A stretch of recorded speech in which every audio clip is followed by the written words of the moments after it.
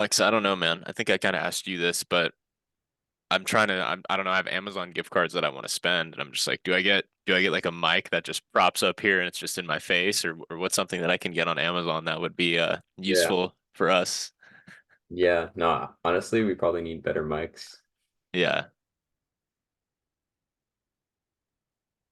I was up so late just browsing Amazon looking for just random stuff, dude. And I'm just like, maybe I'll get a mic, but I don't know if that's cringy. I feel like that's kind of cringy, dude, when I see the people literally in their Zooms with just like the massive mic like right in front of their face. It's funny though. I know Cruz was gonna be in here. Oh, cool. I see Cruz join. Yeah, I'm here. I'm just finishing up eating.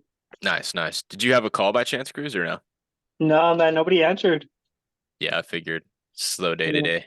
Um, Hope everyone had a great Christmas. Christmas. Christmas. all right. So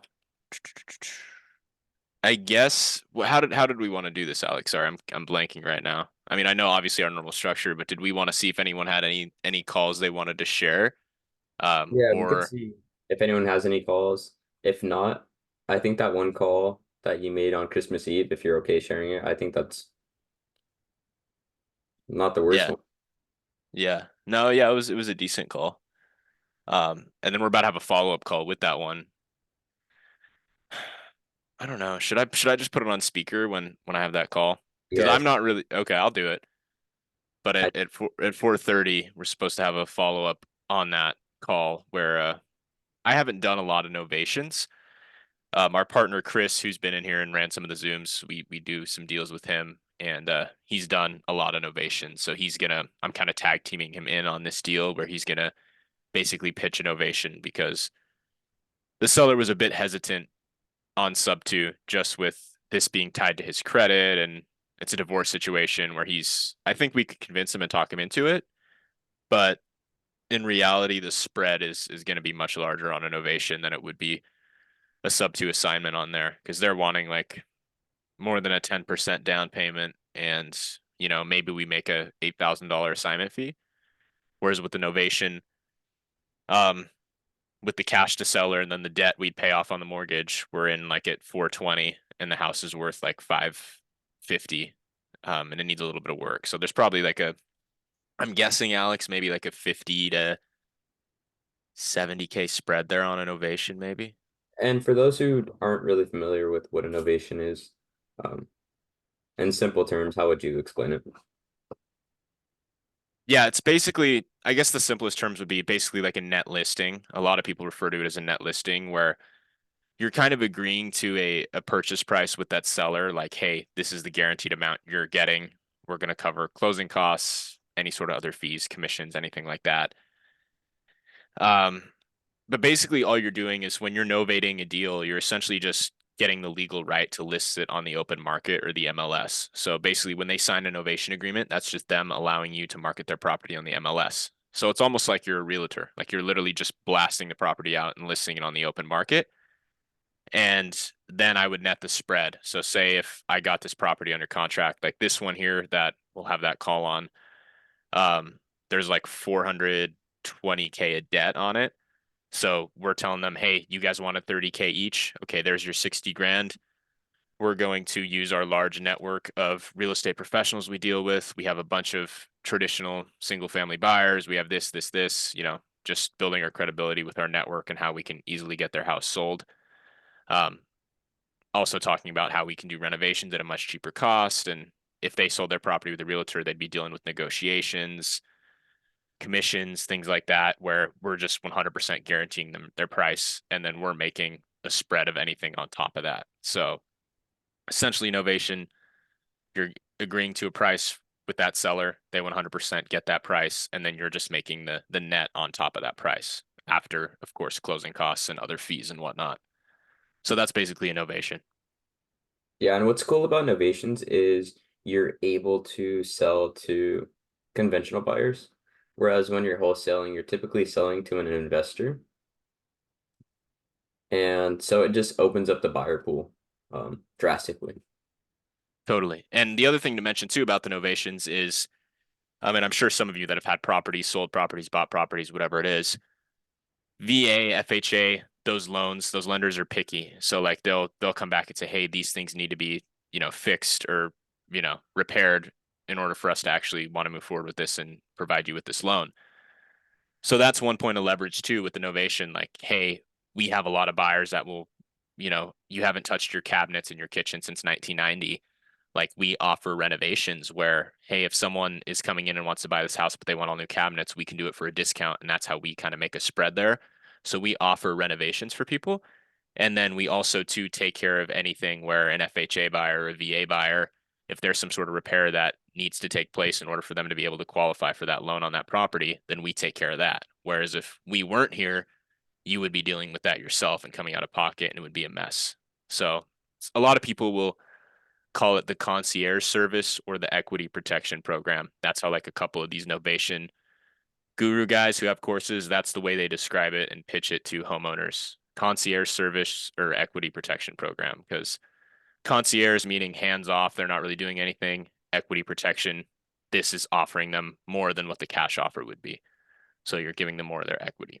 And typically novations work the best when terms isn't going to make sense for them, and then a low cash offer isn't able to. It's kind of like an in between, and it's the best option other than potentially just referring it to an agent, which as wholesalers who aren't licensed at all, there's no use. It's just us kind of being nice to whoever we're helping in terms of referring them. Whereas if you're licensed, you could collect a referral fee on that and not make as much Yeah. doing that. And that whole process too, like the typical sales process, and I know we've talked about this a bit, especially with the direct to seller stuff, is like the lowball cash offer, then the sub to or seller finance, depending on the scenario, right? Because you can't sub to someone who owns a house free and clear; they have to have a mortgage. So cash offer, seller finance slash sub to, then pivot to novation. So that's kind of like the three-step process where like 99% of the time they probably won't take the lowball cash offer. Then probably 95% of the time they won't be open to the creative offer. And then maybe, 90% of the time they're open to the novation offer, which is slightly higher than your lowball cash offer, or sometimes significantly. Because with the novation, you really just need enough of a spread where you can comfortably pay a real estate agent's commission. Because when you're selling the property, you have to factor that into like someone's having to pay commission. So as long as you have a spread for commission, potential holding costs, also people like to have maybe like a 5 to 10% spread cheaper than comps just so the house sells quicker. So, if you're getting something like 80% or so of market value, then that's usually like a nice area where you can be for innovation to work. Yeah. So that's the little spiel on novations. Like I said, Chris has done a lot of novations and he's gonna kind of come in and I've done one novation before and kind of helped with a couple others and pitched it, but he's gonna run through the whole process on this call in like 20 minutes here. Because I was trying to lock this person up with a sub two offer, but the husband, or I should say the ex-husband, isn't really too on board with it just because he's a bit worried about credit and stuff like that, which I do think we could overcome those objections, but at the same time, um, the novation spread looks a lot better. And I don't know if we'd be able to move it easily on a traditional sub two because he wants over 10% down. The only reason that's even something we're entertaining is because the cash flow, what's the cash flow, Alex? Like the monthly payment's 1,800 and the rent's like 26 or 25. Yeah, there's like a $500 or $600 spread, which even though he wanted so much down, I looked at it on a cash on cash return, and I don't know if it was 10 or 20%, but regardless, it was what most investors would be looking for. It just the higher down might scare off a good portion of creative finance buyers. Yeah. Plus there was some equity too. I remember there was a decent amount, a little bit of equity in there. Yeah, there was actually a decent amount of equity. 360 mortgage balance, house is worth mid fives, 60K down. Yeah, so you would have got some solid equity too, which also softens the blow of the larger down payment. Yeah. What city is the property in? It's in Philadelphia. What city, Alex? Begins with a B. Or not. Wow. I'm not much sleep. Not much sleep. It's in Pennsylvania, close to Philadelphia. I forgot the name of the city. The city is Philadelphia, right? Yeah, No? no. It's just outside of Philadelphia. Begins with a B. I'm trying to remember it, and when I pull it up, I probably will not know how to say it. I'm gonna butcher it. Let me see. Oh man, I almost called Philadelphia a state. That's That's crazy. yeah, it's not good. Let's see. Okay, I'll have it in like 10 seconds. Let me see. I'm just scrolling up. Oh yeah, I'm gonna butcher this. Brain Brainigsville. Yeah, I know. Is that how you would say it, Alex? I have never even heard of it, to be I'll honest. copy and paste it in the chat. Let me see. I don't even want to try. Uh, Yvette, did you have a Breinix, question? Breinixville, Breinix, Yeah, Breinings. It's German, I think. Breinings It sounds something like that. or yeah, Dutch or something. Yeah. yeah. It's a Breinings. nice place. Breinings. Um, yeah, I'm trying to see where it's at on a map. I think it was really close to Philadelphia. Yeah, maybe like it's right in Allentown. I'm not too familiar with Pennsylvania, but looks like it's maybe an hour away from Philly, maybe a little less. Yeah. Brainsville. Brainsville. Okay. Brainsville. And then Yvette, you had a question? Yes, I did. Are you able to hear me? Yeah. Okay, so I have a question regarding the innovation you were explaining. So when you do decide to do innovation, do you already have your contractors to do the work on speed dial, or do you have to go like out and network with them or partner with them in order to do that project? Yeah, so ideally you should have contractors and real estate agents on deck. Just makes it easier, but of course doesn't mean you have to have them on deck and speed dial. Um, like I guess Alex, like those Lubbock deals, we don't really have a lot of connects in Lubbock, but we're just dealing with it as we do it. So of course it makes the process easier if you have those connects beforehand. But then at the same time, just because you're doing innovation on something, you can still sell innovation to a cash buyer where you don't need to do any repairs or renovations and they'll just buy it as is. So um, like one of my old partners used to do a lot of novations where a lot of them he wouldn't even touch. He would just do an as is novation, and a lot of the times just cash investors would just buy them because typically when people are buying on the MLS, even investors who are doing fix and flips, they're usually paying a slightly higher premium than what like off market cash investors would be paying. Because Mm-hmm. usually like the off market guys, they're usually like 75% at ARV minus repairs, 70%. That's kind of like the general rule of thumb. It's going to vary per market. Whereas if you're buying something directly off the MLS, usually those buyers are a little less conservative and they're sometimes, closer to like 80% of the ARV minus repairs. So sometimes Okay. just throwing something up on the MLS, much larger buyers pool that will pay slightly more and be a little less conservative than off market people. Okay. Thank you. Yeah. Um, any other questions with that, with innovation or anything else? Anything else you wanted to add on that, Alex? I think we kind of just touched on the innovation there. I know we've mentioned it a couple times before. You're muted. No, that was good. It was just a quick, brief summary on what these types of transactions look like. Yeah.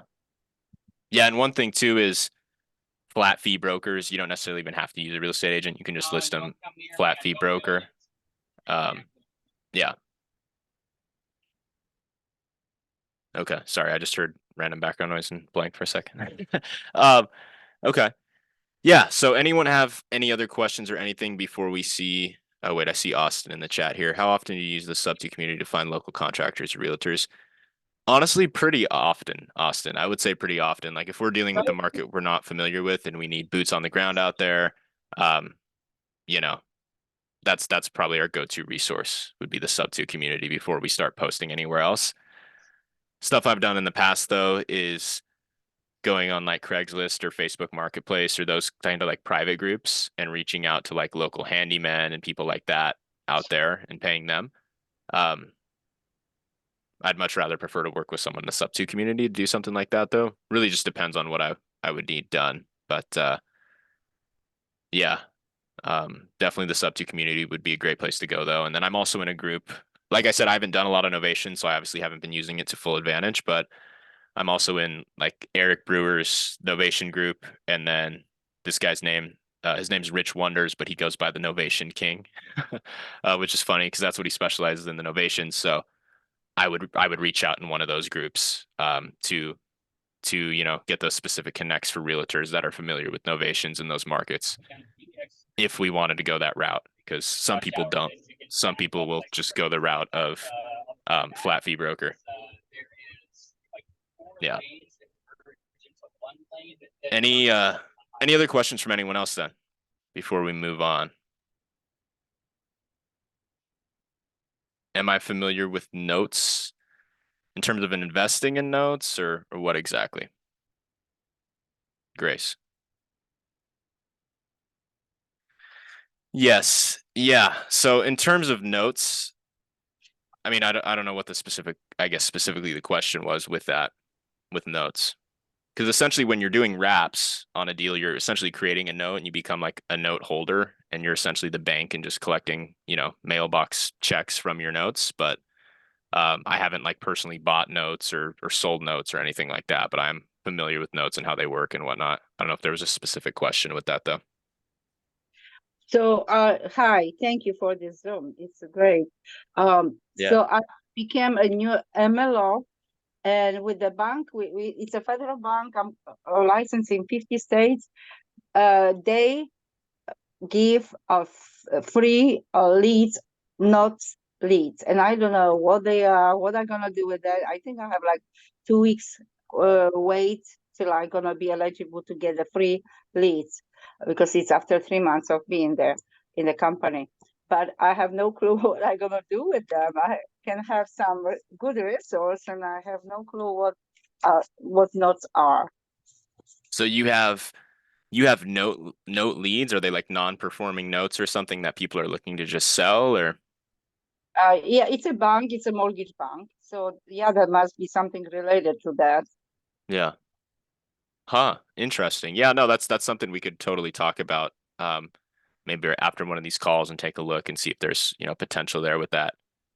So I could ask them in the meantime, and I don't even know what questions to ask because I have no clue about notes. Yeah. Yeah.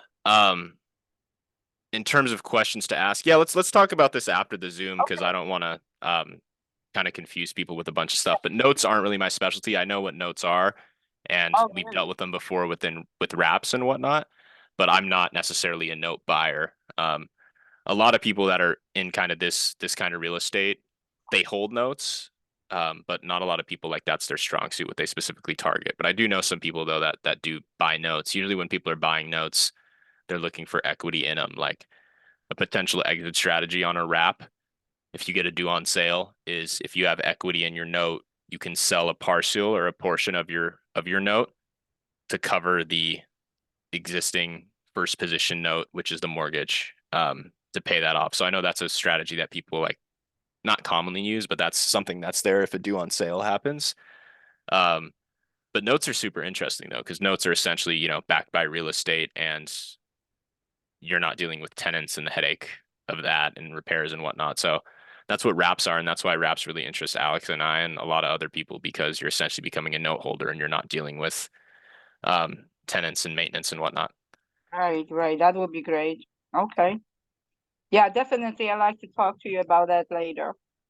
I have Okay. a meeting at 8, so maybe some other time. Sounds good. Can I drop my telephone number in the chat? Yeah, sure. That would be good. Okay. Totally. And then Alex, do you want to chime in and add anything here? Let me respond to Chris. Does anyone want to volunteer to be our guest for roleplay? I know Cruz has done the last couple ones, but I just wanted to see if anyone else is willing to take that leap today and get 1% better. Let's make it like 2% better today. A little more incentive. Anyone? This is like the place to practice. Like if you haven't made a call, this is how you get better. How are we're roll calling for what? Are we going direct to seller or direct to? Whatever. We could do direct to agent, or we could be a home owner as well. Hmm.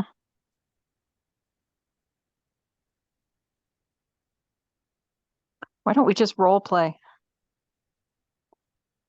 Yeah, I'm totally for that, but it would probably be best if we had it decided whether it's an agent or a seller. If I'm it's a game. if it's a live person, um, if it's an agent, I would talk to him. If it was a person, no, I would hate to screw up a lead. If it's role playing, absolutely. Yeah, oh yeah, so I get your question. Yeah, this would just be a role play. It's not a live call right now. So yeah, it Oh, would just be a role play. Alex was just asking if it was like if you wanted to do a direct to agent sort of role play where you're kind of pitching the typical workflow of like the DTA low equity outreach, or if you wanted to try to do like a direct to seller, but I think the yeah. direct to agent would be the best approach. Okay. Cool.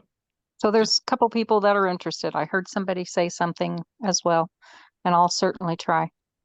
I don't mind role playing either. This is Braxton. What's going on, Braxton? All is well, man. How y'all doing? Merry Christmas to everybody.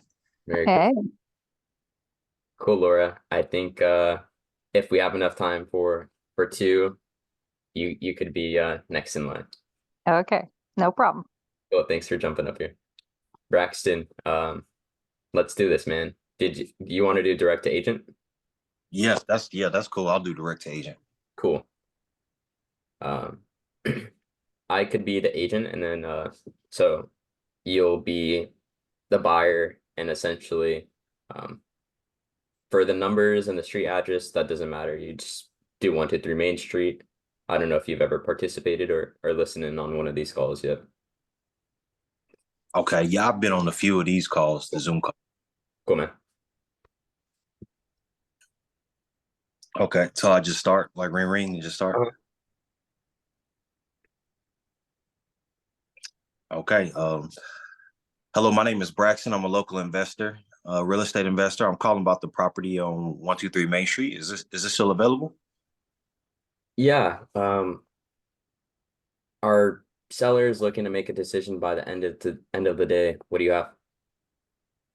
Okay, awesome. Is the property currently owner occupied? Yeah, he's in there, but he just started packing his bags and should be out of here within the next 2 to 3 weeks.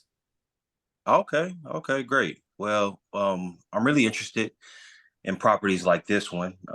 Now with such a nice home, I'd expect it to sell super quickly. I know if this was mine, I would never want to sell this. But may I ask, what has motivated the seller to put this on the market? Yeah, he didn't really want to leave, but unfortunately he had a job relocation, and so he's already set on his next home, and so he won't be able to keep both of these. Okay, I see. Well, thank you for sharing that. Now, I know this is on the market, and I can see a little bit of the pictures. Can you tell me a bit more about the condition of the property? Maybe some things that I can't see from the pictures. Yeah, so overall it's in pretty good shape. Both of the bathrooms haven't been updated, so you may need to do a little work there. Okay. In some of the rooms, there's some paint that needs to be redone, but other than that, nothing major that needs to be done. Okay, nothing major. Okay, and what kind of feedback have you been getting from potential buyers? That it just needs a little bit more work than most people are willing to do. It's pretty turnkey. It just cosmetic work if you want to have it up to modern touches.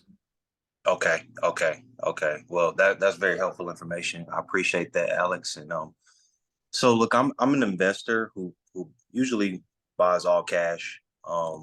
But when we come in with all cash, we typically are going to end up below the asking price for on market listings, especially if it needs more work and things like that. So also I wanted to ask you, what's the timeline of the seller? What's the timeline is the seller hoping for in terms of like closing on the sale? Within the next 30 days, like I said, he's looking to have a decision by tonight on what he's looking to do or who he's plans on selling it to. But we could also close within the next 2 weeks, if you're looking to get in here soon. Okay, okay. Well, that's perfect. And just so I have a complete picture, could you confirm the asking price for me again? Yeah, so we're asking 500,000. Okay, okay. Thank you. Um, so just off the top, like I said, I'm an investor. I pay all cash. We can go over quite a bit of options. But I guess first we can talk about is the cash offer. So the cash offer, just off the top of my head, it would be close to like 60% of the list price. Do you think the seller could work with something like that if we could provide a quick close like within the next 2 weeks, like you said? I don't think so. I think he still owes about 400,000 on this property, so he would be having to cut a major check if that was the case. Okay, okay, okay. So you're pretty firm on that 500. You would just Yeah, he has a little wiggle room, maybe a couple thousand, but I don't think he would be willing to accept any cash offers under around 480,000. okay, okay. 480,000. And essentially the situation it would be a concern is him having to pay money for basically pay to sell his house. Right. Yeah, he doesn't have any money to be able to do something like that. Okay, not a problem, not a problem. Well, if a cash offer doesn't work, would this do you think the seller would be open to a creative solution? What do you mean by creative solution? So essentially, what we could do is we could take over, basically take over his existing mortgage. We can even catch him up if he needs catching up, which doesn't seem like that's his scenario. But basically, we would take over his payments. We'll pay his payments for him, and not only will we pay the payments for him, typically, if he needs a little cash now to move or something, we'll be able to put some cash in his pocket instead of him having to pay to sell his house. He can walk away with his mortgage taken care of and money in his pocket, and to go and accomplish some things that he wants to accomplish. His relocation. Would that sound like something that your seller might entertain? Yeah, I think he may be open to something like that. But what would happen if you were to miss a payment? Oh, absolutely. We get that question all the time, and it's pretty easy. We have paperwork put in place for if I was to miss a payment. Basically, I would be losing money, and the house would just go back to the seller. So, but in case that happens, we do have paperwork to explain all that to protect the seller. Okay. Yeah, no, I think he would be open to it. If you could just kind of send me over what terms you're thinking, and we could go from there. Absolutely, absolutely, not a problem. Cool. Well, I hope you have a great rest of your day and look forward to your offer. All righty, thank you. I appreciate that. You have a great rest of the day as well. Cool, man. That went really, really good, Braxton. I'm really happy for that. I mean, there's obviously small tweaks here and there, but that's perfect. If you did that on every single call, you'll have a deal within the next couple weeks, 100%. Awesome, awesome. I appreciate that. I kind of felt I stumbled there at the last end. Towards the end, I felt like I kind of stumbled, but no, I appreciate that feedback. And Yeah. thanks to everybody too in the chat as well. I That appreciate was awesome. Yeah. I'm Really not happy. following him. Gosh, I'll go first next time. Yeah. Did really well. That was awesome, Amazing. Braxton. Amazing work. He was so knowledgeable as well. He helped me to understand some things. That's awesome. Yeah, that was really good, man. Good job. Thanks for sharing. Cool. Oh, thank you. Anything you picked up there that you thought was really good, Jack, or somewhere that you were Um, able to? Honestly, I liked it all. Like, I mean, one thing that's super big that I'm like big on that I always like tell people a lot of, not saying I'm the king of BSing, but like just sounding confident in what you're saying and getting people to believe what you're saying and trusting you and not even doubting what you're saying is huge. Because like I've said before too, when I talk to some agents or sellers, whatever, like I'll tell them I have a bunch of properties in the area when I don't have a single property, but I'm not stuttering or sounding shaky or anything like that, where they would even have a second to doubt what I'm saying. And Braxton had that tonality in his voice too, where me listening to him, I'm like, oh, this guy probably buys sub two properties all week long, all day long. This is someone that I'd want my client to sell their house to. So um, the tonality and just the knowledge and calmness and confidence was super good too. So props to you on that. Yeah, totally agree with what you just said, Jack. And Austin pointed out something that I like to touch on that can really help, especially when giving the agent or the seller a sense of, okay, this guy does deals like this, and I feel a little bit more comfortable. And it's just using a past deal that you've worked on or that your partner's worked on, so that you have a third party story that um, is able to make the story a little bit more clear to the seller or the agent.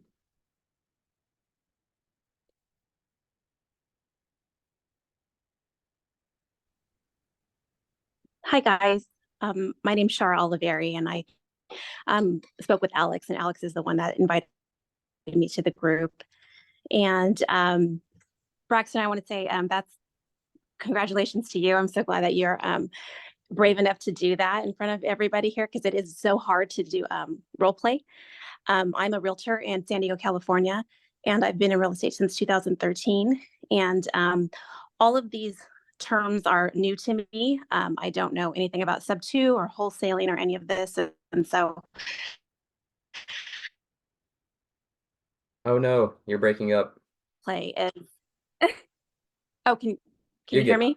I think you're good, yeah. Okay. So my question for that role play is, as an agent, Alex, you kind of played along with that.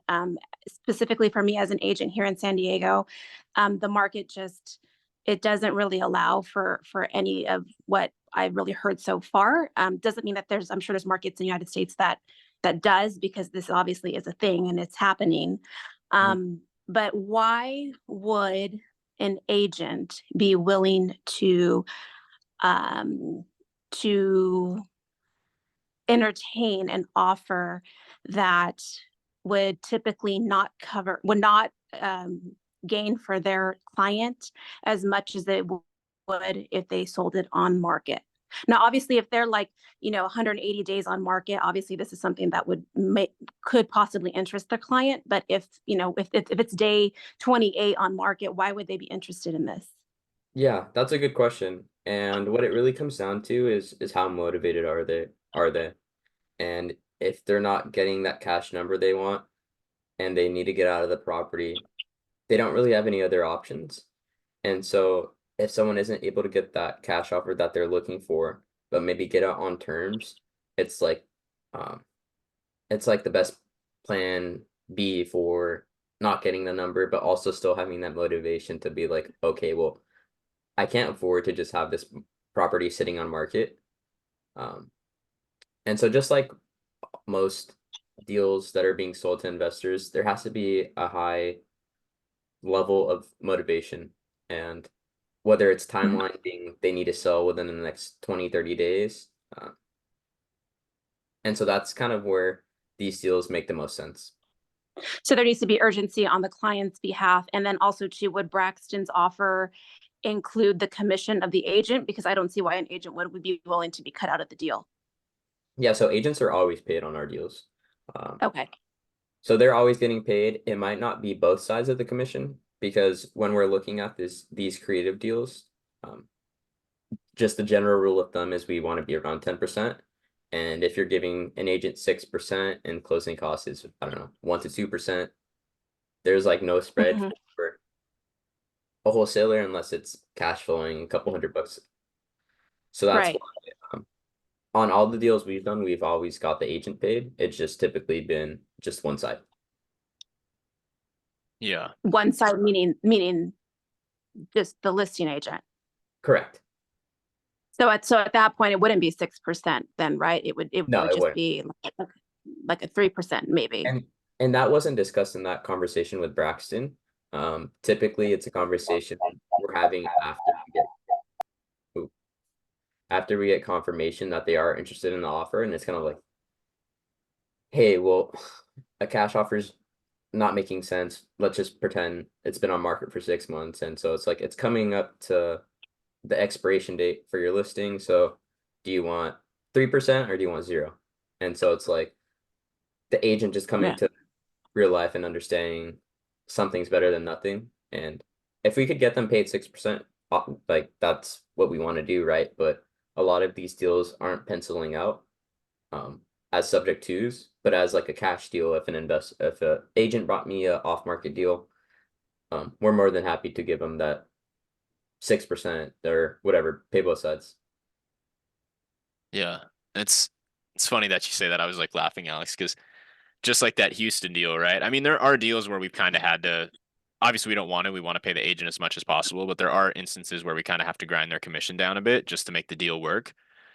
And a lot of the times, like Josh mentioned in the comments too, in the chat, like the main reason for someone taking these sub two offers is like Alex is saying, the cash offer doesn't work, meaning the cash offer or the traditional offer doesn't work because one, the market has shifted, or two, that person overpaid for the house. So I've even had realtors on deals we've done where they like literally tell their client, hey, we can try listing it at this, but all the other comps I'm looking at are showing this, but we can put it up at this. If we drop any lower than this, you're writing a check at closing. So if I can come to somebody and say, hey, instead of you writing a check at closing or doing a short sale or something like that, I can put $10,000 in your pocket. Here's how we do it. We do a bunch of these. This is a common practice that's been going on for decades. Then all of a sudden someone might be on board for this kind of transaction. And those kind of sub two transactions, they're not as common in San Diego, because that's a super hot market where you usually see a lot of appreciation. So those low Yeah. equity scenarios aren't as common, but I still see them. I saw someone with a townhouse they were wholesaling maybe like 2 weeks ago in Chula Vista. So I do see them, but a lot more rare in California. But Well, yeah, and the cash offers that we get here are pretty much, they're excellent terms, and they're pretty much right there with the FHA and conventional offers. So, you know, Yeah. people that are buying here, they have the cash and they have the terms. So yeah, it's just I don't see it in my market, but like I said, I'm sure it happens in other markets. So thank you. I appreciate you explaining that to me. Yeah, and then one other thing that Jack pointed out that is really important is there's a lot of markets that if you bought last year, you probably paid over what it's worth now. And so if you can't afford to cut a check, maybe the home is worth $30,000 less now, then it's like, okay, you can either cut a 20K check or you could sell it to someone on terms and maybe walk away with a couple thousand, which that gap could be anywhere from 20, just even if they were to get $0, they're saving $20,000. And let's say we're able to give them some money in their pocket, then it's like, oh my God, either I could cut a 20K check or I could walk away with 5,000, 10,000.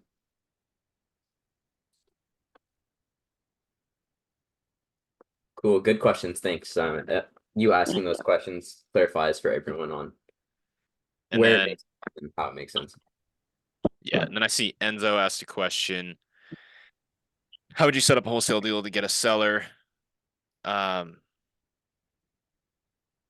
So when you say get a seller, I mean, that's just typical marketing, right? To find that lead, that can be like a huge answer with so many different things you could do to find that seller. Find that seller, then you would reach out, find a gator for EMD if you didn't have that. Yeah, that's like a 30-minute answer to that question. Right, Alex? I mean, that's just kind of like what's the whole process of wholesaling? And Let then me like, just run through it real quick if you can. How do you protect? Just so to answer the due diligence when finding a buyer, Jack and I typically do 14-day inspections. yeah, and your earnest money will always be refundable. Well, 95% of the time, depending on that. If you're using a state-specific contract, you want to make sure there's verbiage in there that's stating your EMD is refundable if you give a written notice to seller by X date. So the EMD for us, we always make sure the EMD is always refundable as long as you cancel during your inspection period or your due diligence period, which Alex said, we usually do 14 days. Sometimes that is less depending on if we get a lot of pushback. But that protects you. So, and also if you're having a gator who's lending on your EMD for you, they will be making sure it's a deal that makes sense so they don't waste their time. Because even if there's still verbiage in there stating, hey, they'll get their EMD is protected because if there's no buyer in place, it would just be a cancellation that takes place and their EMD would be refunded. They wouldn't fund a deal that is terrible where they're just wasting their time and their money. That's just locked up doing nothing for 30 days.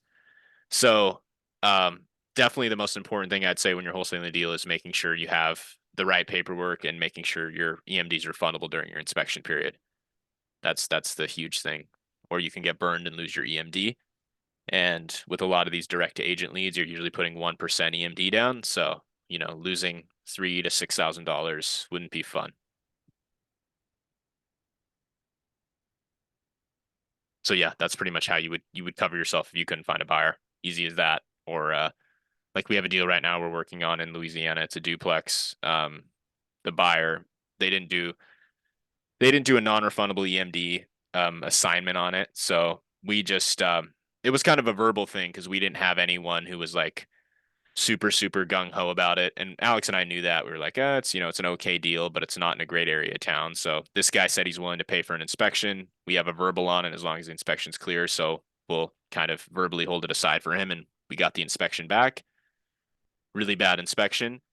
And we have like 3 or 4 days left to move it. So pretty much now, as long as we just cancel before the inspection period's up, we get our EMD back and nothing happened other than us just wasting our time.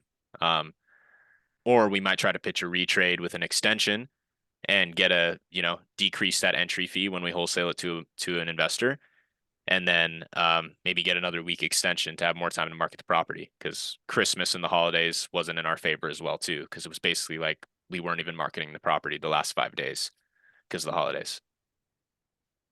Yeah. Did that kind of help or slightly answer that? I mean, I know that didn't answer the first part because the first part was like basically wholesaling 101, like the whole process. But at least with protecting yourself with the due diligence and whatnot.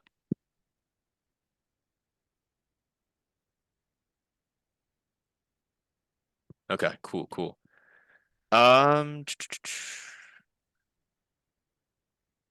Yeah, so if you're finding sellers but struggling to find buyers, then you're not really finding deals most likely. Then you're just finding houses that you're getting under contract and trying to sell. Basically, you have to find something that's a deal in order to find a buyer. Of course, it's important to have a buyer's list with buyers who are buying in specific markets you're targeting. But I tell people it's more important to find deals rather than just things that are like, and you're just locking up stuff and wasting time. Because I see a lot of people that will lock up on market properties for cash, like right below the list price, and then they can't move it. And it's like, hey, if that property was listed on market for 30 days at 400K and you got it at 390, like where's the spread there? But a lot of people will do that and then they end up just wasting time. So I'd rather take 100 no's than 90 no's and 10 yeses and waste my time on those 10 yeses and not being able to move properties. So that's something that's important, just making sure there's margins there and you're actually locking up deals. No, we do assignments. I mean, some states you do have to double close because they don't allow assignments, but yeah, we're fine with assignments. It's just on the HUD and the closing statements, you will see the seller will see that there's an assignment fee being paid to someone, and the way to overcome that, it's as simple as we do that for tax purposes. That's one option, or we actually do a marketing and management fee where we already put money into the property, time, and resources where our other LLC is just paying us a fee for that. So we never really ever get pushback of, oh my, you made a assignment fee. Yeah, so that's one way to deal with that objection. Any other questions or anything from anyone? Chris is still waiting on that call, Alex, by the way.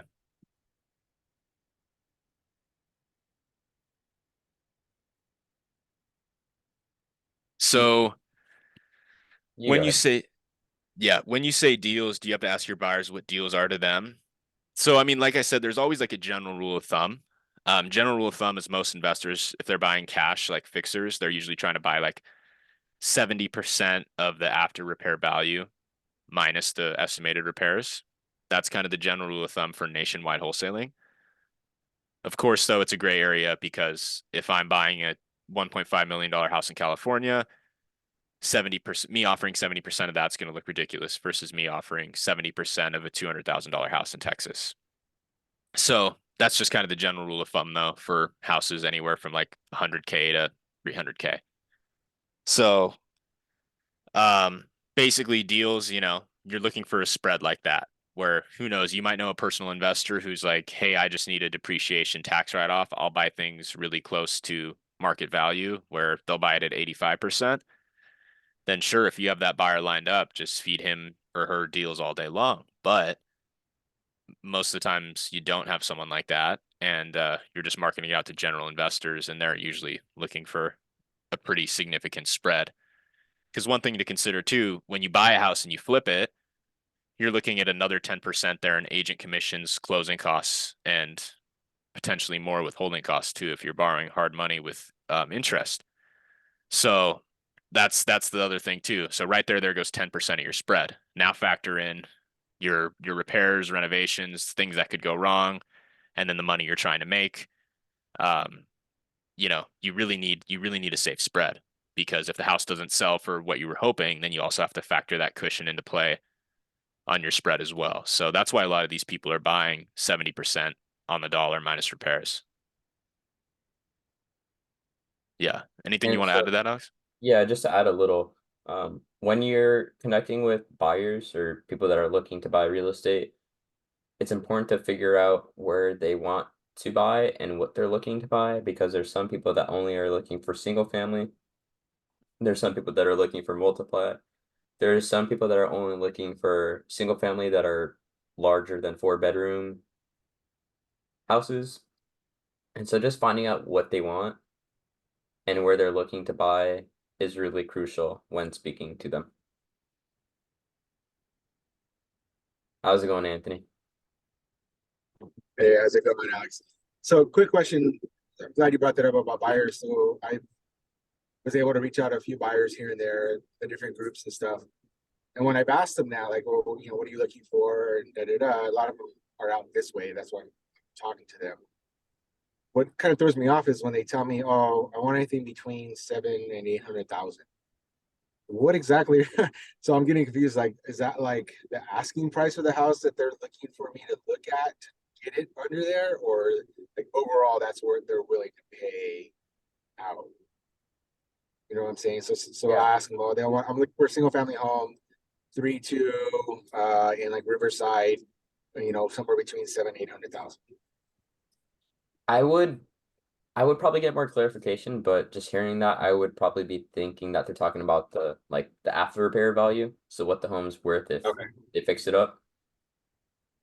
Okay, that's what I was thinking too. I just was like, I never asked. I just said, "Oh, okay," just like trying to figure out. All right, I'm just getting names right now, and if I have something, I'll throw it your way or whatever. But I've heard it a couple different times, and I'm just like, I should probably ask. Like, is that like you were saying, like the after repair value is what they're looking for? Obviously, that's what I was thinking too. Yep.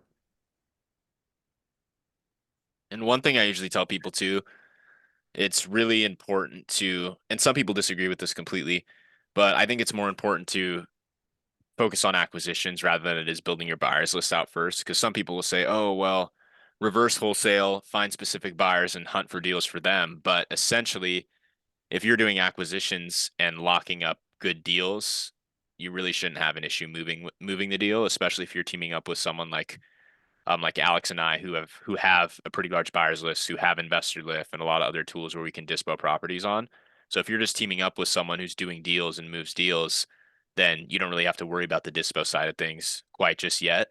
I would much rather focus on the acquisitions and actually getting leads rather than trying to build out a buyers list and then have no leads to give those buyers that you might not even know are real buyers. They could have just told you on one phone call, yeah, I'm looking in Mississippi for 150 grand to 250. And then you send them a property and they're like, oh, I'm not interested or I'm not buying now. Because that happened to me when I was starting out doing this a while ago. And I was just like, wow, why did I do that? Yeah, Jack and I Uh, have never had a problem moving a good deal. that's the same with anybody. If you have a really good deal, you shouldn't have a problem moving it.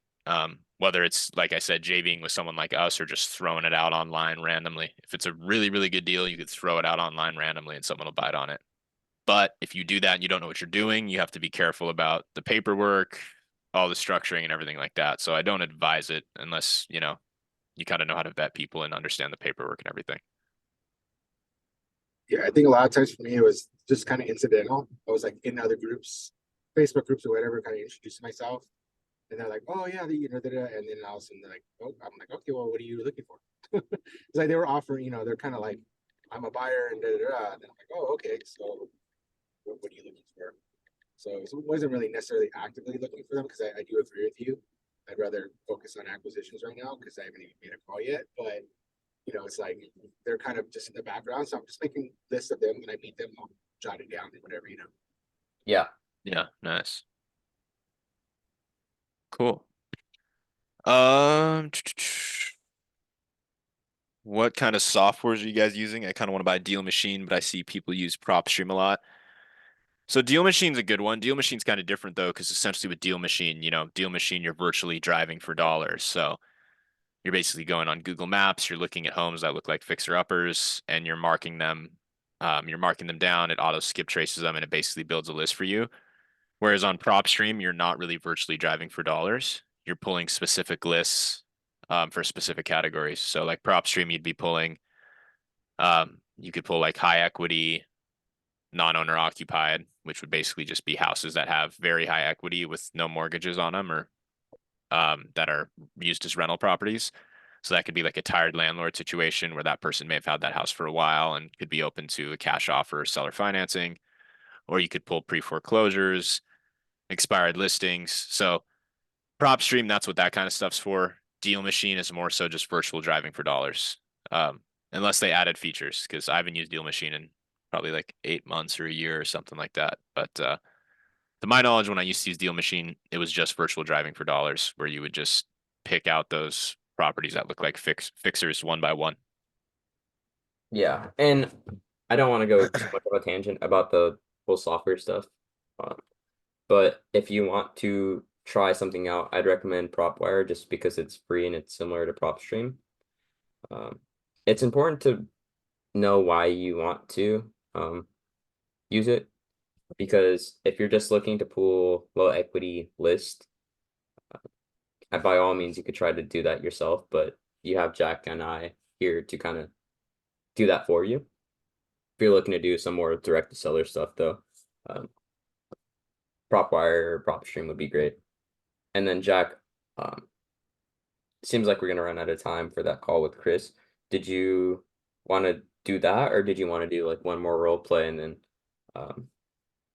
cut it? Yeah, we can do one more role play. I'm just waiting on Chris because he was in that call, and then the JV person that brought me that lead, she's driving, and it's just like, oh man. So the sellers are still fine though, so I don't know when that'll happen. But I guess we just do a role play, and then maybe I'll randomly hop on that call, and I can just put it on speaker or something. Yeah, let's do it. Did anyone else want to volunteer? Huge shout out to Braxton for jumping up on the stage and killing it. Yeah, that was good, Braxton. That was good. Okay. Thank y'all, man. I appreciate it.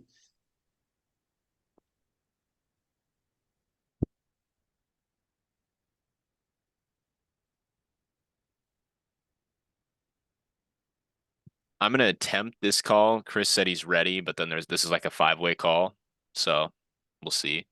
I don't know if you guys want to start a role play, and then I can just chime in after all the intro stuff happens and just put the phone up to the mic. I don't know if we even want to attempt that, or if you guys just want to do a role play.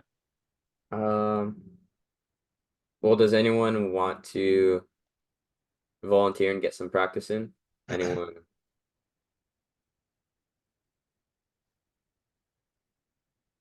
Going once.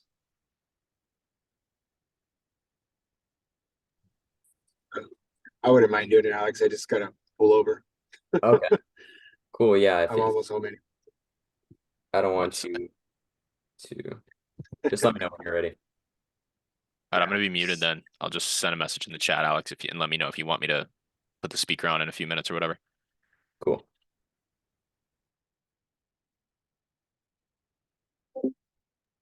Give me like 30 seconds. Perfect.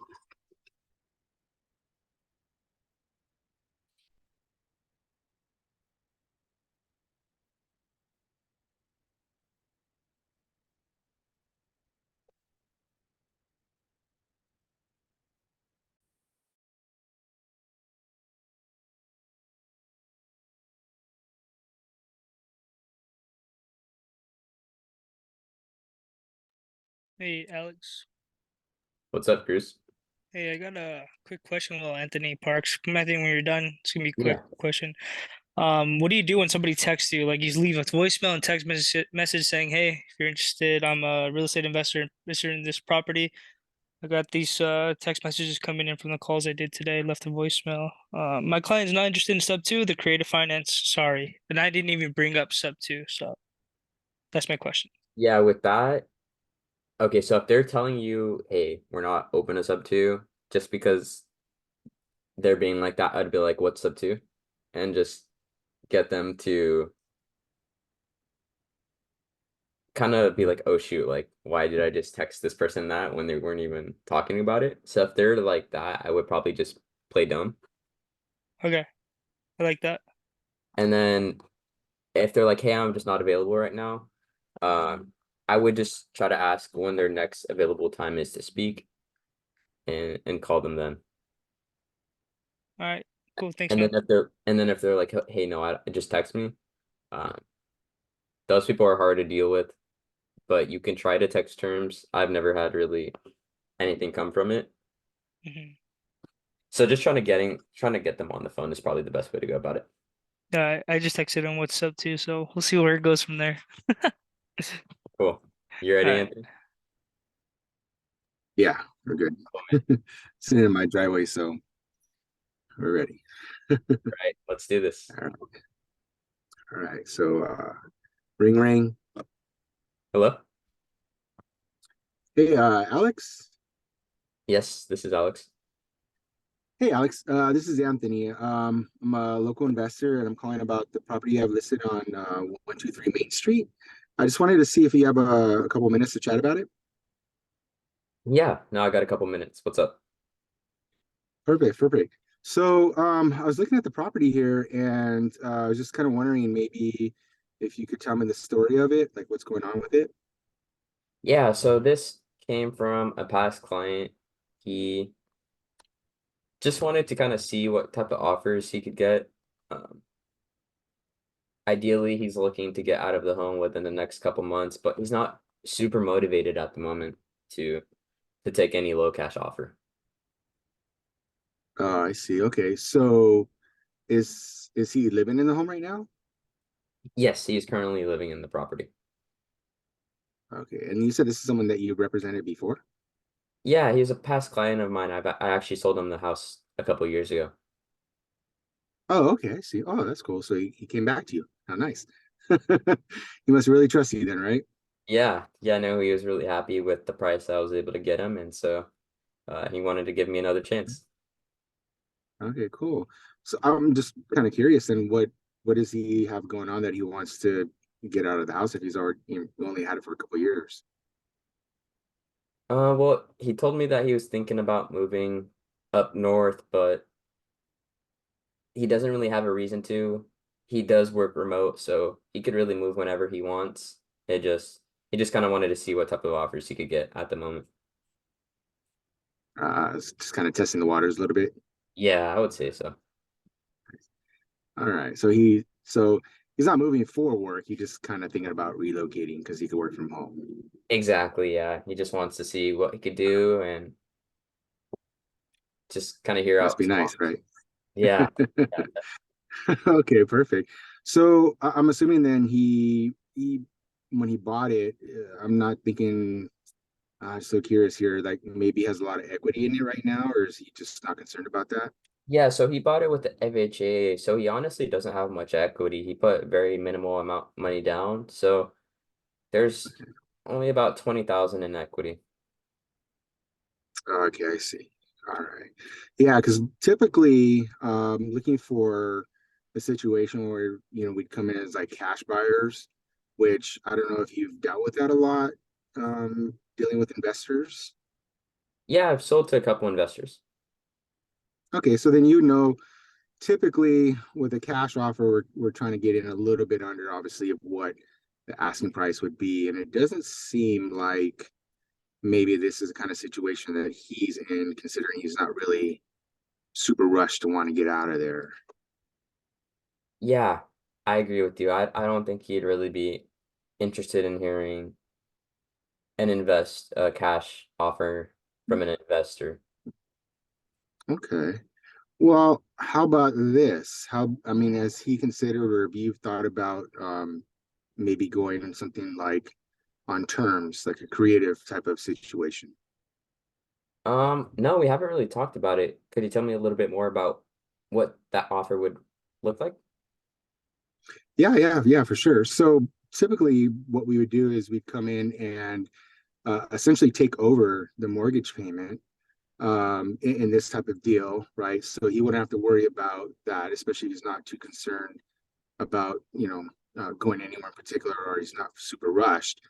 This would allow us to just kind of take it over for him. At the same time, put a little cash in his pocket too to help him out with the move when he's ready to do so. And of course, we take care of you as well. So that's kind of what that creative side of it would be. Would just coming in and taking over his mortgage payments to allow him to just go and do what he wants to do. Yeah, I think something like that would maybe work. The only issue I'm seeing is when he's looking to buy his next home, I don't know if he'd be able to qualify for that next property. Yeah, that's a question a lot of people ask in this situation, and the way it's set up and the way it's created is that we would actually be able to, if that were to happen, show that the loan is being serviced, right? So even though technically the mortgage is under his name, it would show that the payments are being made by like a third party service company to show that he's not really the one making the payments, which kind of offloads that deal for him. So a lot of times it allows people to turn around and qualify for a loan somewhere else to buy another home, something like that. Okay. Yeah, no, then let's see what you got and I'll present it to my seller. And Perfect. Okay. Yeah. Go ahead. Sorry. yeah, and we could go from there and just kind of play it by ear on if that's something that might work for him. Okay, perfect. So okay, so this number here, if I had something, I can just send it back to you here, or do you think an email would be best for you? If we can Yeah. come up with with offer. Could you email it to me, please, just so I could forward it to my seller? Sure, no problem. If it's easier, this is my cell phone. So if you want to just text me your email address, that way I can send that to you guys as soon as we have that written up for you. Yeah, as soon as you're done, as soon as we're done with this phone call, I'll go ahead and send you my email, okay? Perfect. And just go ahead and save my info. It's Anthony Torres with an S. And I'll get back to you. I'll get back to you soon. All right, Anthony. Thanks for the call and have a great rest of your day, okay? No, thank you, Alex. I appreciate it for hearing me out and looking forward to working with you. Thank you. Cool. All right. That was awesome. That was awesome I know you haven't made a call yet, but it sounded like you did. So good stuff on that. But one thing I really, really liked that you did on that call was just make it not seem like a sales call. You were laughing. It was just an enjoyable conversation that most agents are looking for. No one wants to be sold on anything, and you were just kind of explaining what terms would be like, and you weren't being too pushy. So that is really, really awesome that you did that. Thank you. Cool. Yeah, I kind of have that in my mind. I want it to be conversational, not too pitchy or anything. Because, well, one, I'm still learning anyway, so it's not like I have all the answers. But, I just figured if I, relax them a little bit, it's not, like you said, nobody wants to be sold on anything, and I'm not selling anything. I'm actually trying to buy. So, I'd rather just have that conversation. Yeah, that was really good. I'm really happy with how you did that. Thank you. And Take then, anybody else's criticism if they have it or yeah, critique. any feedback? There's one thing that is super, super small and easy to fix. It's Mhm. when you're making these initial phone calls, instead of asking like, "Hey, is this Alex?" I like to be like, "Hey, Alex," and just kind of Yeah. beat them to it, and just sound like, because if you're like, "Hey, is this Alex?" They're like, or if you call me and ask me that, I'm like, "Who are you calling? Who are you calling with?" And so it kind of disarms them when you're able to be like, "Hey, Alex, how's it going?" And just kind of jump in the conversation without asking a question that might make them like raise an eyebrow. Okay. Yeah, I even was toying around with like a little like a funny intro, but I didn't want it to be too campy or too corny, which is just kind of like, oh, say along the same line. Oh, Alex, hey, yeah, I'm sorry, I'm just a little surprised you answered because I've been calling people all day and no one wants to pick up their phone, but you did, so I was a little taken back. So thank you. Yeah, no, Just that something was like that. Just kind of like disarm them a little bit, and uh-huh. just kind of like, oh yeah, okay. But also thanking them for even picking up to talk to me. Yeah, no, I like that. You want to be careful with who you do that because there's some people that would like it, and there's gonna be some people that aren't gonna give a shit. They're just gonna be like, "No, I don't." What do you want? Yeah, I exactly. got you. I got you. Thank you though. Cool. That was awesome. Cool. Um, you got a question, sir? Yeah, I do got a question. That sparked a question for me. By the way, Anthony, I agree that you were very nice and disarming and very like personable. It did not feel like a sales call. I think it was really good. But it sparked a question in my mind, which is, wait a second, if we're trying to get a sub two deal, then the person who's selling, their their financial profile is going to look like they're way over leveraged, so they can't go buy a new house. So sub two, is that right? So then if somebody's selling you a sub two deal, the person who's still holding the mortgage in their name, they're going to they're not going to be able to buy something, right? So it's only for people who need to move out immediately and go rent. Is that No, right? no. So let's just say you have very little money to put down for your next home. Actually, just like we literally have done deals like this where someone has very little money to put down on their next home. And so we're still able to take over those payments. We create a lease option that basically wipes off that mortgage off their DTI immediately. And so they're able to qualify for What is DTI? debt to income. Debt to income. Okay. So it's like the whole over leveraging. It's not, they're obviously going to see that mortgage, but because we created that lease option, or for another way you could do it is just by using that third party servicer. That's often enough to help wipe out their debt to income ratio. And so then it will show that they're not really over leveraged and that they could potentially afford to take on another payment. I asked that because I was trying to figure out what's the difference between sub two and seller financing, and I noticed that in one of Pace Morby, in one of his videos, he talks about if the bank ever finds out that this arrangement is going on, which tells me that the bank that gave the original mortgage doesn't necessarily know that somebody else is paying the payments from now on. Right. Yeah, so the main difference between subject to and seller finance is that with subject to, there's an existing loan in place. With seller finance, those are properties that are going to be free and clear. So someone that bought with cash.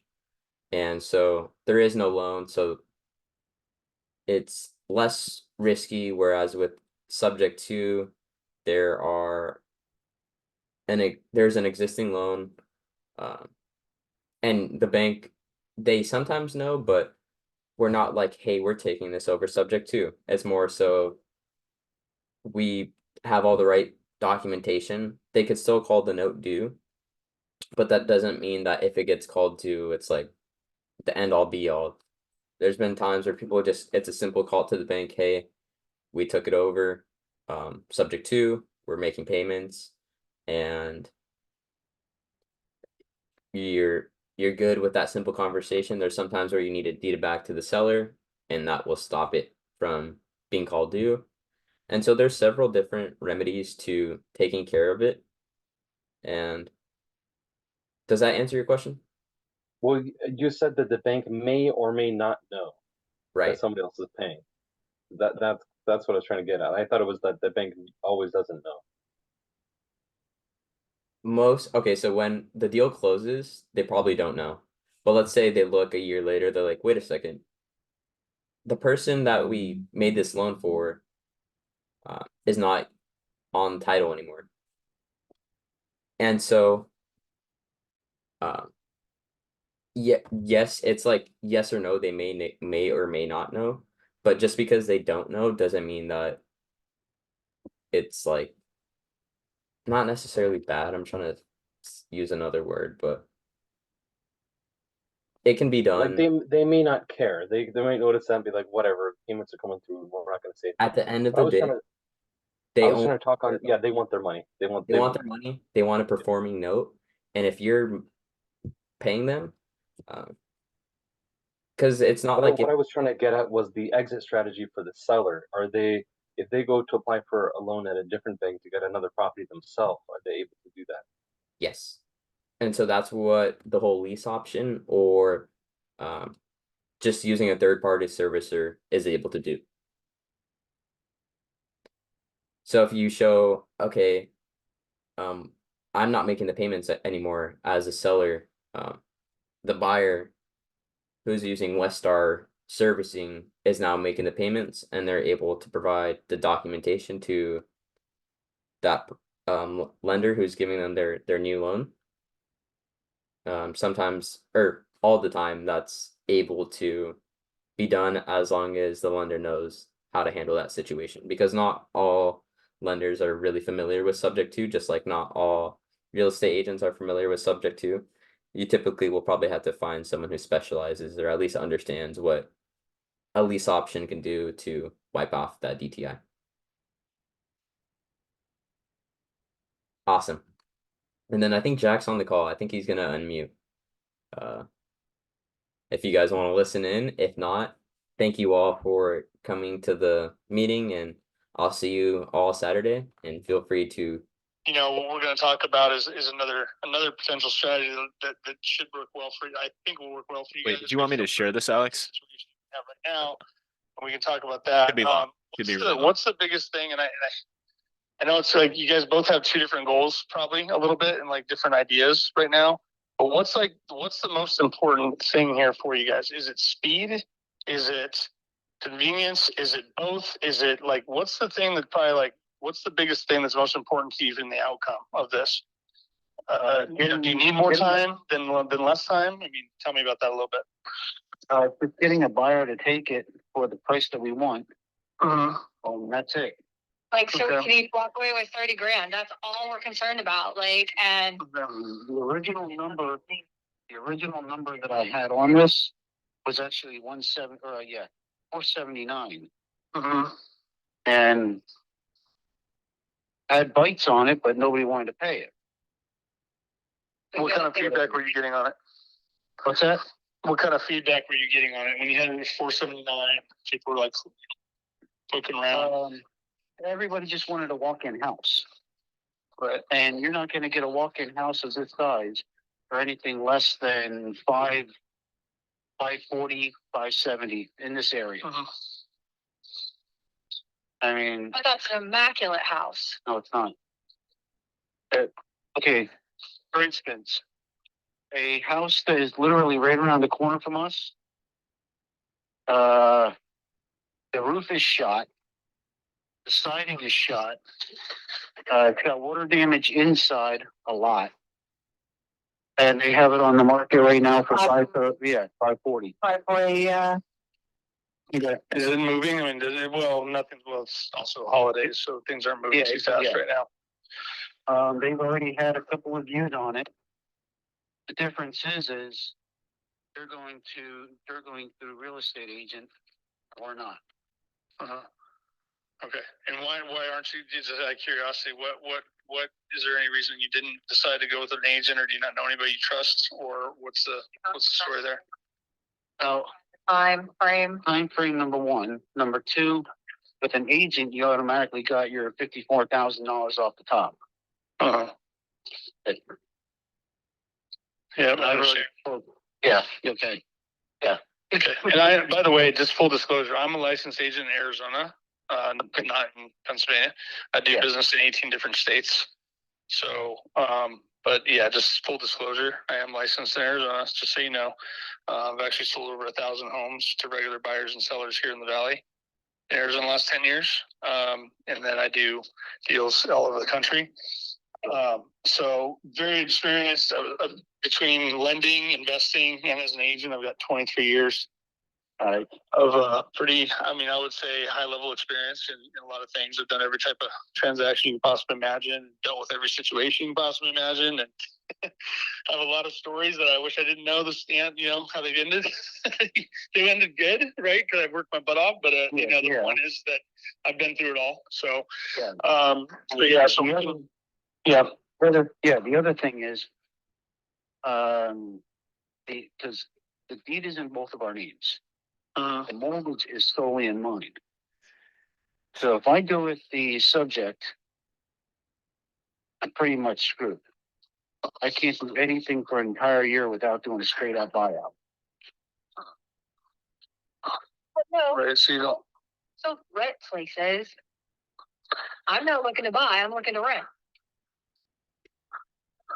So, so on that note, I mean, here's the thing. So what the solution that I'm going to talk with you guys about is really kind of it's kind of a blend, because right now you guys can't really take, we actually looked and said, okay, what are cash buyers paying for houses that need a little bit of touch up here and there, a little bit. I know you guys did the roof, you did the siding, but there's some inside, there's some paint, some flooring, and some other things, some just things. I mean, it's if you came through my house right now, you'd say, hey, there's a bunch of stuff I got to do before I sell it. Yeah. Bottom line is, if anybody walks into a house, the first thing, because I do construction, I do full-blown remodels, and the first thing that most people do when they walk into a new home is what? You got a brand new buyer to come into a house, and the first thing they're going to do is go, I don't like the floors, I don't like the paint, I hate the kitchen. You're going to cut the whole thing and throw it out. If they can afford it, yeah. If they can afford it. But, I mean, I'm not wrong. Yeah, no, if they can do it, or what they do is if they don't like it, they move on because they can't afford it. Yes. So it's either one or the other. And if they can afford it, they don't want to deal with it, right? So that's the other side too. So there's three of them there. But yeah, you got it. You're exactly right. And if you so here's the thing. So if I were to look, and I haven't done deep into it because I don't think it's going to matter that much. Because I don't think you guys could actually be comfortable with the price that it would be at. But bottom line is, what cash buyers are paying for houses that need a little bit of love and attention in the area are probably probably quite a bit lower than the number that you guys could comfortably accept, right? And you guys owe 364, and you need both walk away with 30K after everything's said and done. Okay. So with that being said, that's the number we need to work with, right? The way that what I do, or what I'm going to suggest, I have many different options for people. Obviously, you've already talked about creative with Jack and Nikki, but what I do is kind of a hybrid between a cash purchase and a listing, except for you don't have to deal with the fees, you don't have the commissions, you don't have the closing costs, you don't have any of that stuff. You don't have the repairs, you don't have to deal with anything at all on that end. It's very, very direct. So what we do, because I've been doing it for years and I have a huge network, and when I say a huge network, I could literally show you guys I have 4.9 million contacts in my database.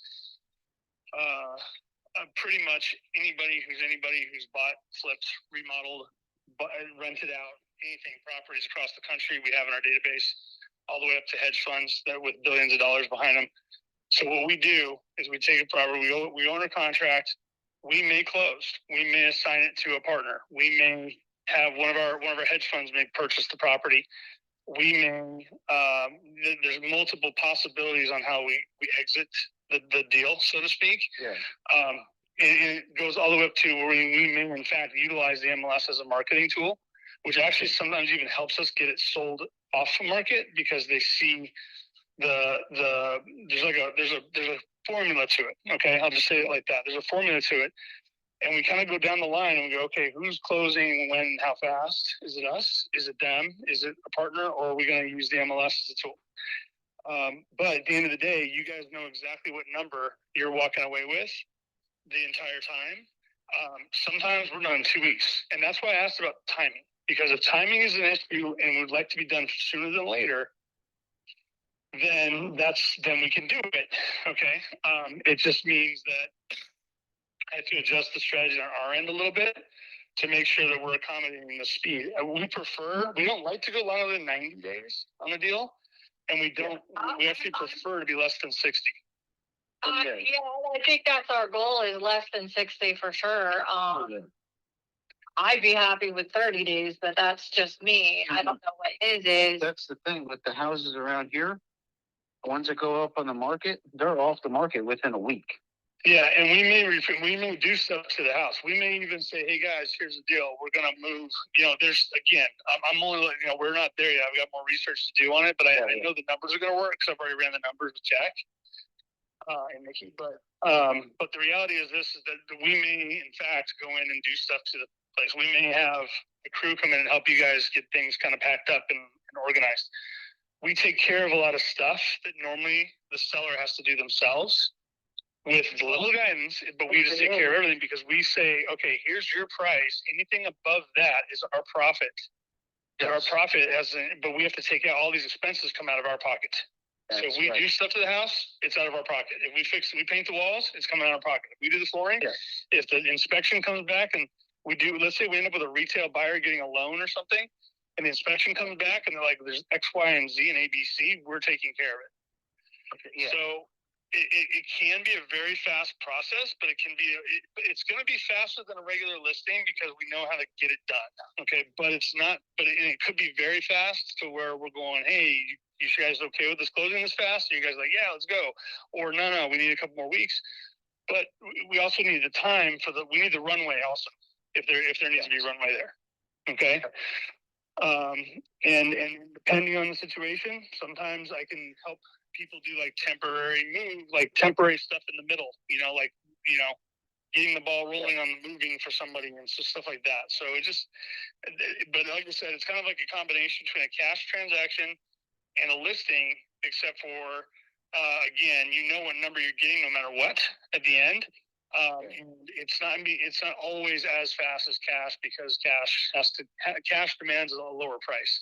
I would say probably from what I'm seeing, cash is going to want to be like three straight cash without our other method of getting another cash buyer, so to speak, on it. Yeah, 375 to 390, somewhere in there maybe. And that's not going to do it for you guys. No, because we have to be able to pay off the mortgage.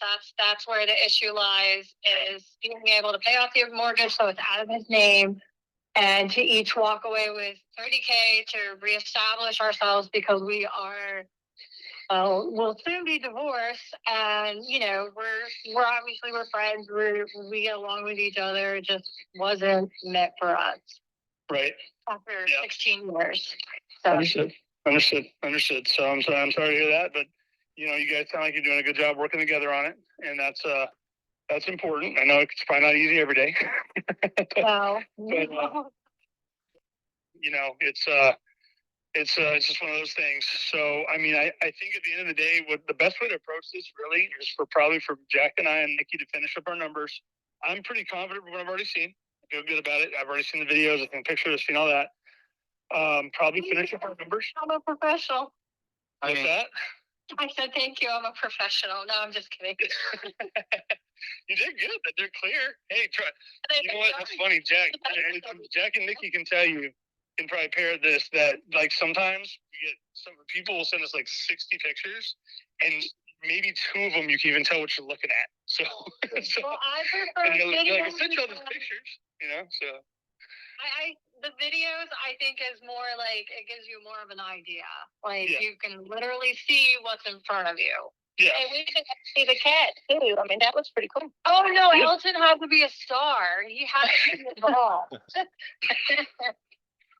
yeah, well, I think you did a great job on it, and it makes it very clear. Like I said, we can get 60, 70 pictures from somebody, and like none of it, you can't even make any of them out. I'm kind of like some of them. I'm like, did you guys even look at these before you sent them to us? Like, what are we even looking at? Like, can we get another round? You know. So you did a good job. Yeah. And outside buyers,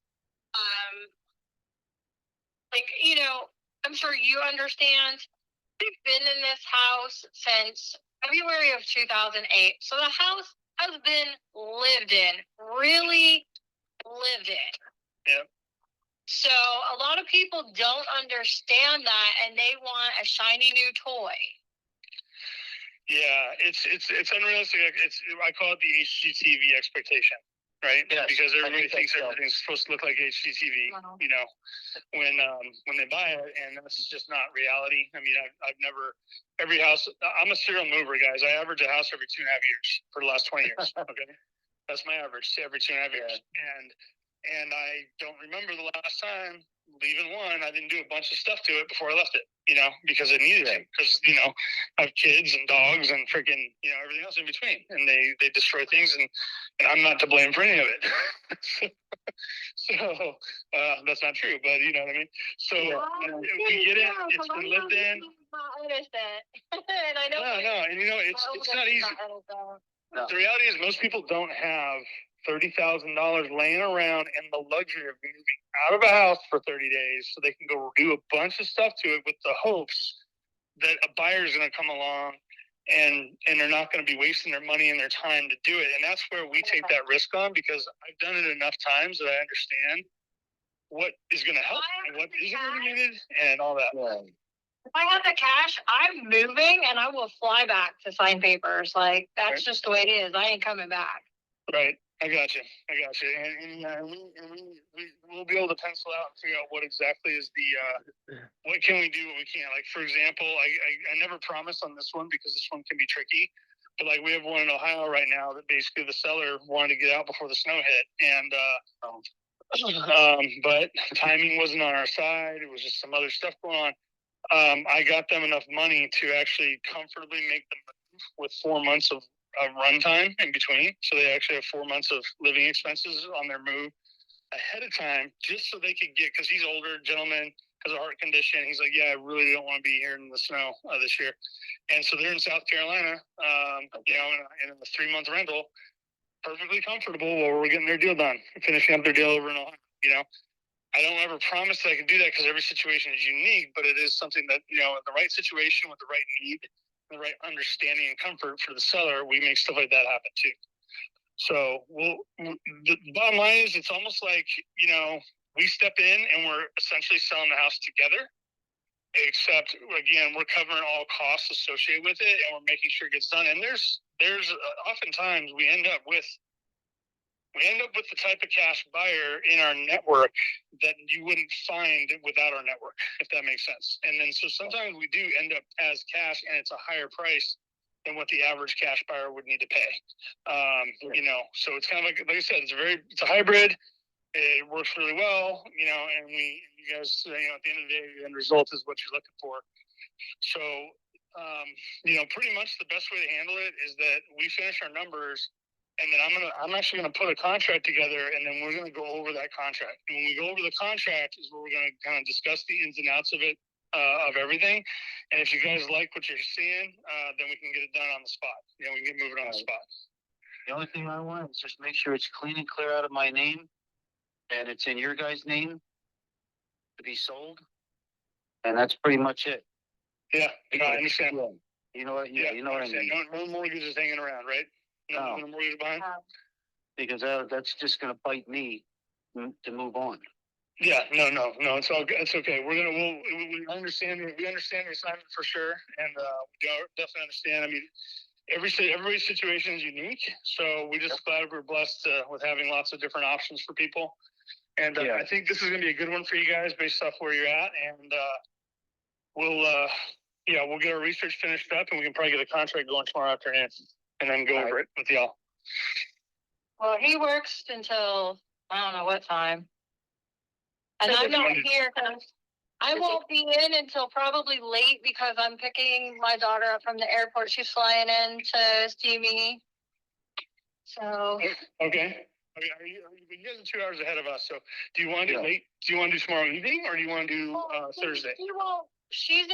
She's flying into Philadelphia, which is an hour-and-a-half drive, and she won't get in till like 6:15. Oh, okay. So you should probably maybe Thursday evening. Yeah, that's absolutely fine. Okay. Like about the same time if it works for you. Like that way you guys have dinner or something ahead of time, and then we'll jump on. So Crystal, can you email or text me on the group chat you and Nick's email address, please? Because I don't think I have that. Yeah, I can do that. That's not a big deal. Thank you. Okay, and then if I have any additional questions, if it's okay, I'll just text as well, or I'll ask Nikki or Jack to reach out, get some answers. Yeah, I just want to say something to Nikki. Like, I knew that you're my girl. I had a good feeling about you. Oh, thank you. I don't know. Something there was just like, yes, this is, Oh, that's very kind. Thank you. Oh man, you're getting goosebumps. Doing Christmas bumps over there. Yeah, I'm blushing. You got goosebumps over there. We appreciate you coming in and talking to us because that gives. Well, I can speak for myself. I appreciate you coming in and talking to us because it gives us a different perspective to work on rather than a subject two, which is kind of like the ballpark of where we want to stay away from. Yeah, I understand. Yeah, so you'll feel more like you're separating from that, completely. There's subject two is a great strategy for sellers a lot of times, especially in the market we're in right now. But the reality is that you're not really quite separated from the house, and that's it just for some people it doesn't really feel like a closure on it. And I think that's going to be helpful for you guys just to feel like, okay, I'm done with that. So we aim to get the best of both worlds, which is the best price we possibly can with the best smoothest outcome and not getting beat up with fees and, realtors letting people come and take the house because they don't, I can't even tell you how many times I've seen agents, I've had buyers on properties and the house needs some work or whatever it is. Right. And they're literally beating the house down to me and I'm the one bringing a buyer to the house. You know what I mean? It's it just blows my mind, but hey, I've been doing this long enough that I've dealt with enough other realtors to know what it's like out there. So, a good friend of mine actually flips houses. Okay. And I spoke to him, a couple times, getting rid of it, and he goes, "Man, you really don't want to have to do that." He goes, if you do, you might really want to talk to somebody else other than myself, because I consciously could not do that. Yeah. So. Yeah, he's like, I don't even want to. Yeah, don't make me the guy that has to make you the offer. Yeah, exactly right. Yeah, because I was with him on a few jobs, and he goes in and goes. I mean, these places were literally candles. That's not even a word for it. You couldn't walk through the house without falling through the floors. Yeah. Oh. And dilapidated. Yeah, and he got the places for pennies on the square foot. Well, that's the thing. The reality is, the most good investors understand that if they don't have to buy every property. So if they're just patient and have a good lead flow, we call it deal flow, where they get other people send them deals that make sense, or they know how to find them themselves, or whatever. They don't need the property, so the price is never going to be what's good. That's why I love doing the strategy because it's kind of it's in the middle, and I've helped a ton of people. I've helped a ton of families and people and everybody in between. People that inherited properties that didn't want them, and everything in between. Get rid of the house, but not have to give up the whole, the rock bottom price to do it. So Yeah, so we'll go over it. And it's pretty straightforward. I mean, the contract's very, very simple. There's not a lot of, extra jargon in there and just weird stuff. It's very clean, very clear. And then, we'll kind of go over kind of how, like I said, how all the numbers works. But essentially, just, like I said, we'll talk about it on Thursday. But bottom line is you guys are going to have your number. You're going to know what your number is no matter what. Anything above that is what we profit on it, and we're responsible for all costs associated with creating that profit. Yes. All right. Sounds like a plan. All right, sounds good. So I will. So what time? Oh, I'm sorry. What time are we saying on Thursday for you guys? What time your time zone? Same time? 7:30, 8 o'clock. Yeah, 8 o'clock, fine. Okay. All right, Jack. Can you put that down for me, man? Just forward that for me. I'm kind of pacing around my closet. I already got it in the I'm looking at home tonight, so I'm kind of just pacing around the closet talking. So, yeah. So yeah, just yeah, we'll talk to you guys on Thursday night, and in the meantime, we'll do the research for you too, and we'll reach out if we have any questions about the property in the meantime. Okay, sounds good. All right, thanks, guys. All right, we'll talk to y'all later. Good night, Jack. Good night, Good night. Yes. Good night, Jack. Good Bye. night, Chris. Okay, see you later.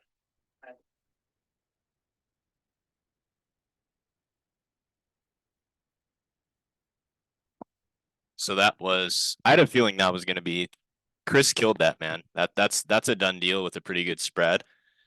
Because that's, I'm waiting to see if I get a call from Chris or Nikki here. But that's for, what is it? 364 plus 60. So that's, what is that? 424. Sorry, I'm not. Yeah. I don't have the math cap on right now. 424. And it's probably worth, with a little bit of work into it, closer to like 560. Yeah, so I mean, I think there's a nice spread there. I think there's at least 30, 40 grand minimum for everyone here. But of course there's, multiple people involved. So but definitely a spread. I think it's a deal for sure. And then depending on the renovations and whatnot, I think there could even be a higher spread potentially. Yeah, so there's that. Chris told me to call him back, so I'm gonna call Chris right now. I'm probably gonna head out of here though. Yes. Thanks everyone to sticking around. That was a great call. Thanks, guys. Awesome. Yeah. Thanks. Yes. Take care. Thank All you. right. Bye.